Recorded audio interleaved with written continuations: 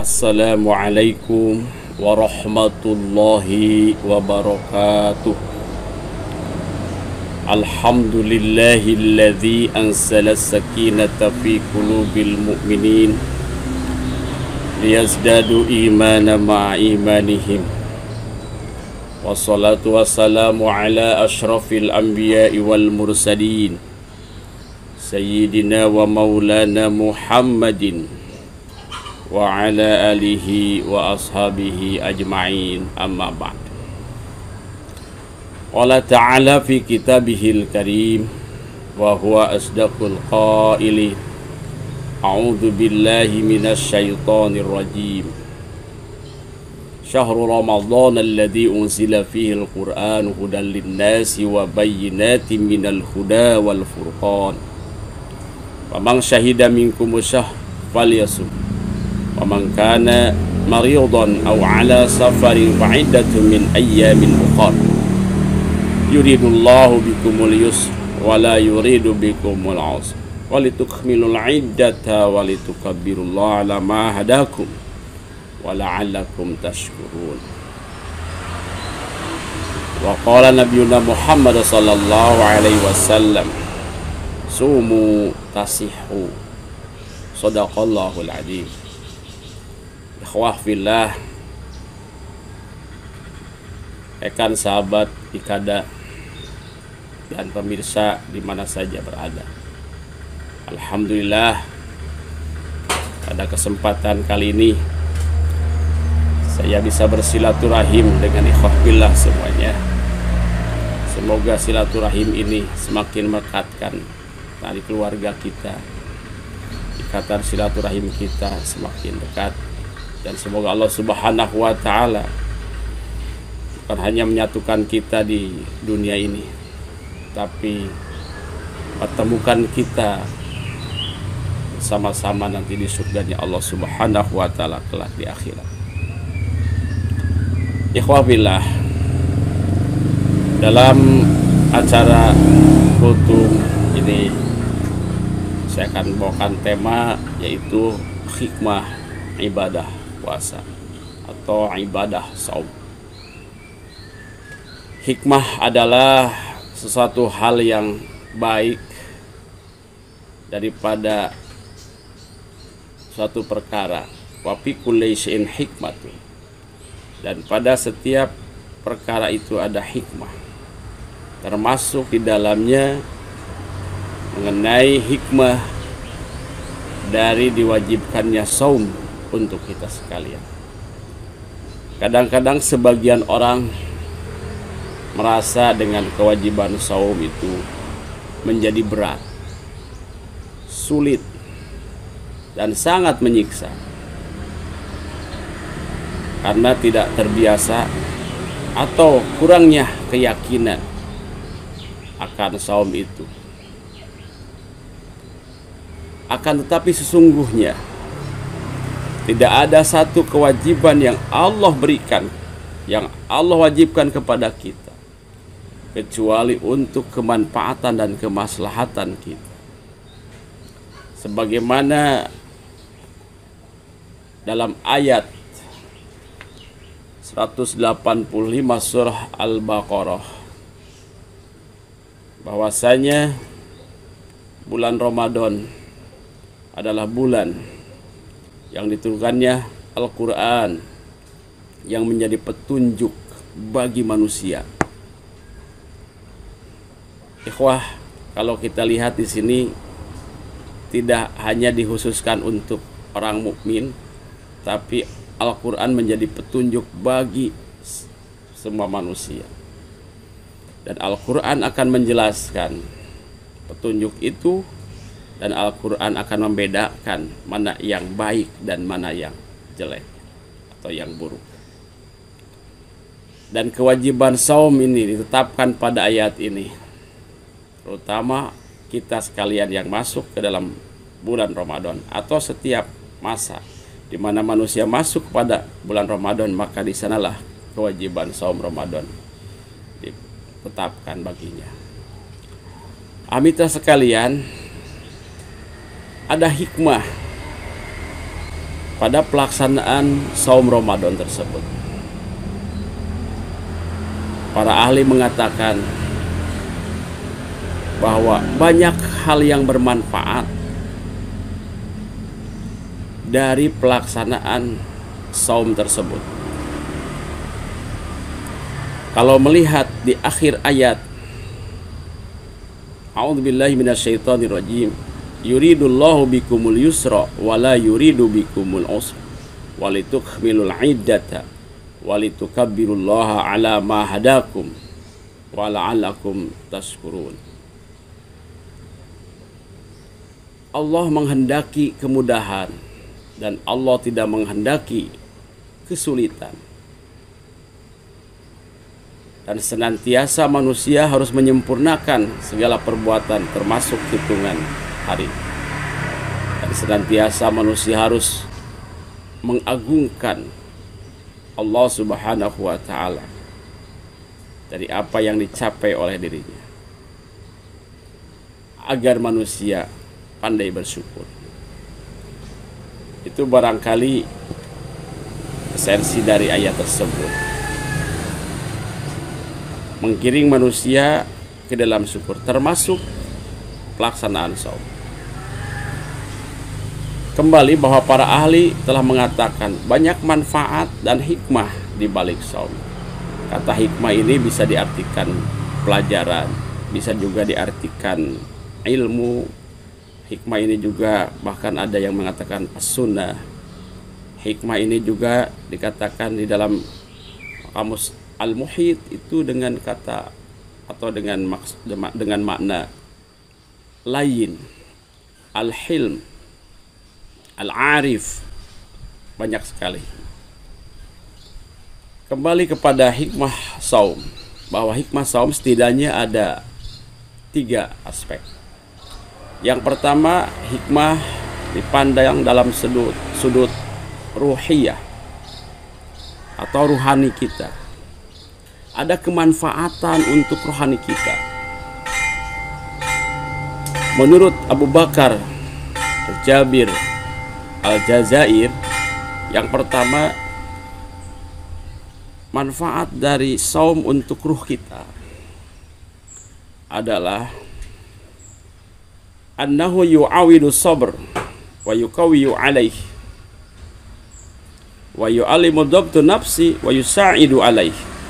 Nah, ini barangkali ikhwafillah bisa dilihat bahwa sesungguhnya saum ini adalah untuk meremajakan, mengulang-ulang, memperbaharui kesabaran kita, sehingga kesabaran kita ini semakin indah dan tanpa batas. Jadi kesabaran itu harus diperbaharui, harus dimudahkan lagi, sehingga kesabaran tetap berada di tubuh kita, tetap berada di jiwa kita. Selain itu juga manfaat untuk rohani kita adalah menguatkan jiwa kita, yaitu satu keyakinan yang cenderung terhadap jiwa takwa. Wa yujidu fin nafsi malakatat taqwa wa yurabbiha. Nah, ini. Jadi kita akan mendapatkan kekuatan ketakwaan kita dan terpeliharanya konsistensi kita dalam takwa.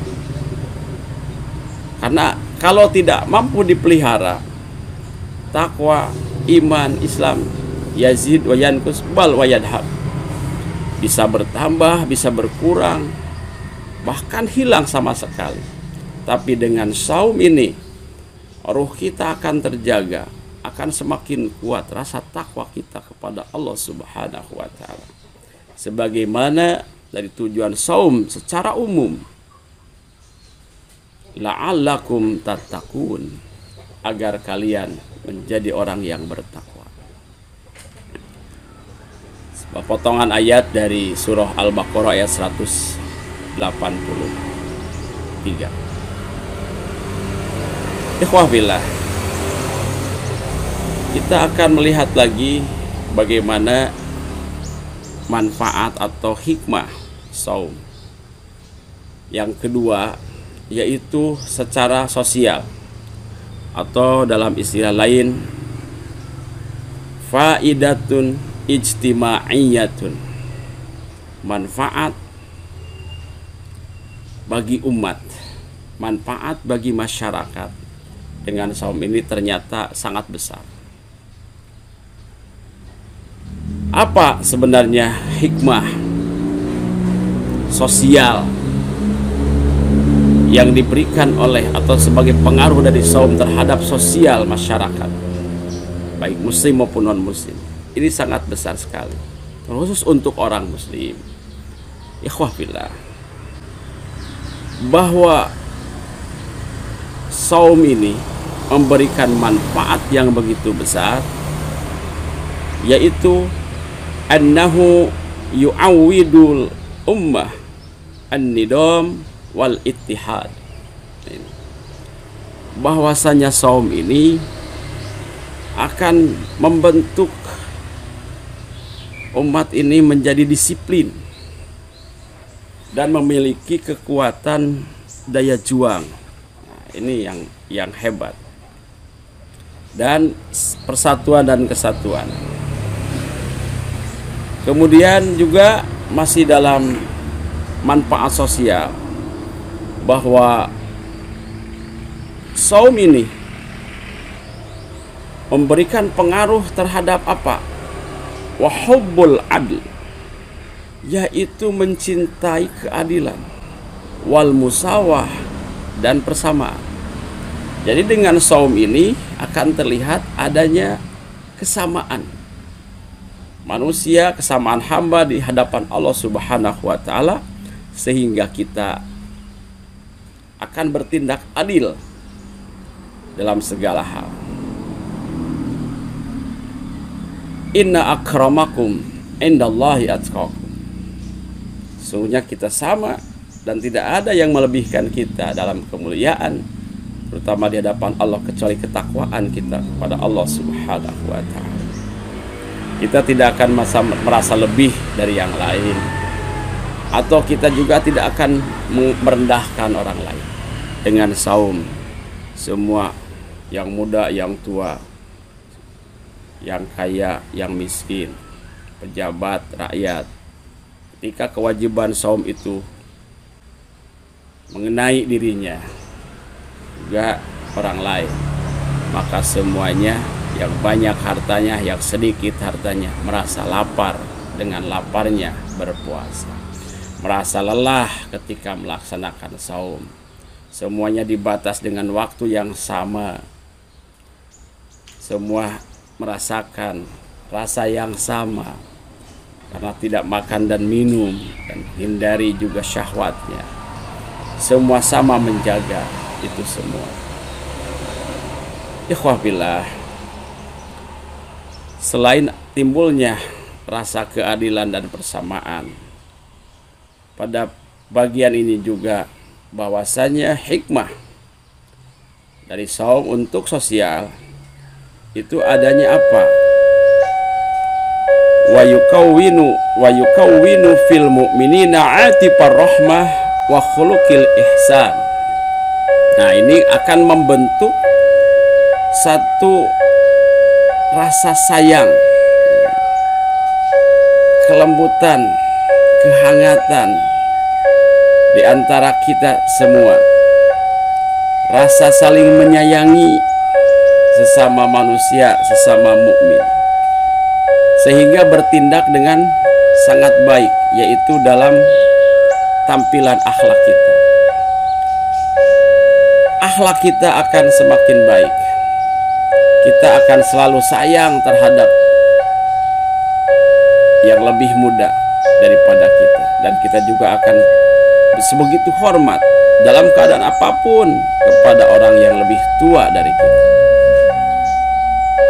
Ini merupakan hikmah daripada kita melaksanakan saum, khususnya juga saum di bulan Ramadan ini. Karena saum di bulan Ramadan ini merupakan simbol kesetaraan, kesamaan. Semuanya di bulan ini untuk orang yang beriman melaksanakan saum, dan orang yang tidak beriman pun sejatinya harus menghormati orang-orang yang beriman dan melaksanakan saum ini. Dan yang ketiga, ikhwah billah, hikmah dari ibadah saum, khususnya saum Ramadan ini, adalah untuk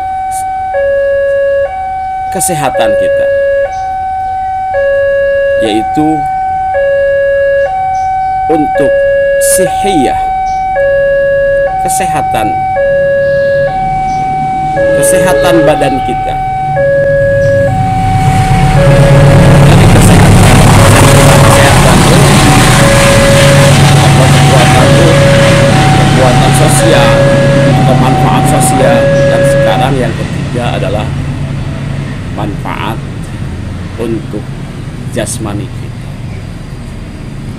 Rasulullah Shallallahu Alaihi Wasallam bersabda, "Sumu tasihu, berpuasalah kamu maka kamu akan sehat."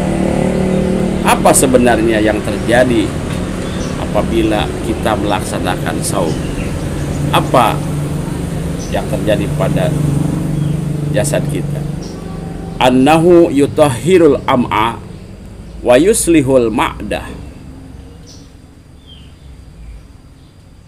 wa yunadziful badan minal fudulati rawasib wa yukhaffifu min wat'ati samani wa suqlil batni bisahmi. Nah, ini diantaranya ikhwah billah, bahwasanya kalau kita berpuasa melaksanakan saum, maka saum tersebut akan berakibat membersihkan lambung kita dan melancarkan pencernaan kita. Karena kita tahu bahwa lambung kita semestinya tidak berlebih-lebihan diisi. Ada 3 bagian atau 3 perkara yang harus ada di lambung kita, ya udara, ya air, ya makanan. Dan juga jadwal atau waktu kita menyantap atau makan ini semestinya teratur. Maka dengan saum ini makan kita lebih teratur. Sehingga apa? Alat cerna kita menjadi baik, lancar, karena memang teratur jadwal makan. Kita bersahur, kita iftar, buka, bersahur di waktu sahur tentunya, ya. Dan kita berbuka dengan kebahagiaan kita berbuka, maka pencernaan kita akan lancar dan lambung kita akan menjadi baik. Sesungguhnya para ahli kesehatan telah menyampaikan bahwa terjadinya penyakit lambung itu karena kita tidak disiplin waktu atau kita menyantap makanan ini tidak beraturan waktunya. Maka dengan saum inilah kita akan menjadi terbiasa disiplin dengan waktu yang telah ditentukan, sehingga pencernaan pun menjadi lancar. Nah, kemudian juga memelihara tubuh, ya, dari zat-zat yang jahat, yang membahayakan badan, bahkan yang berupa racun atau zat-zat yang tidak perlu untuk badan kita. Dengan dikosongkannya lambung kita, maka akan semakin baik lambung kita dan tidak banyak yang merongrong dari zat-zat jahat. Apa sebenarnya? Wa yukhaffifu min wat'ati samani wa suqlil bati bisahmi. Jadi nanti kalau orang berpuasa, nah itu kadar lemaknya ini, kolesterolnya ini tidak berlebihan dan tidak ada kolesterol jahat. kita sebagai manusia yang memiliki jasad penting adanya kolesterol, ya, adanya lemak, tapi tidak berlebihan, ya, dan tidak ada lemak jahat. Karena sungguhnya semakin banyak lemak menggumpal di badan kita, ini akan berpengaruh buruk pada proses peredaran darah kita, sehingga ya banyak yang meninggal karena perut buncit, ya, dan gumpalan lemak yang tinggi itu akan senantiasa menghalangi peredaran darah ke jantung. Kita tidak usah kaget ketika orang ada serangan jantung. Nah, kita lihat, ya, seperti apa fisiknya. Oh, ternyata lemaknya di luar batas keharusan. Nah, ini. Nah, dengan saum inilah sesungguhnya kita bisa menjaga kesehatan. Bahkan Umar bin Khattab ketika melihat orang yang buncit badannya, senantiasa dia suka menyinir dan marah-marah. Dan Rasulullah Shallallahu Alaihi Wasallam itu sungguhnya di beberapa hadis itu Rasul mencintai orang yang makannya sedikit dan ringan timbangan badannya.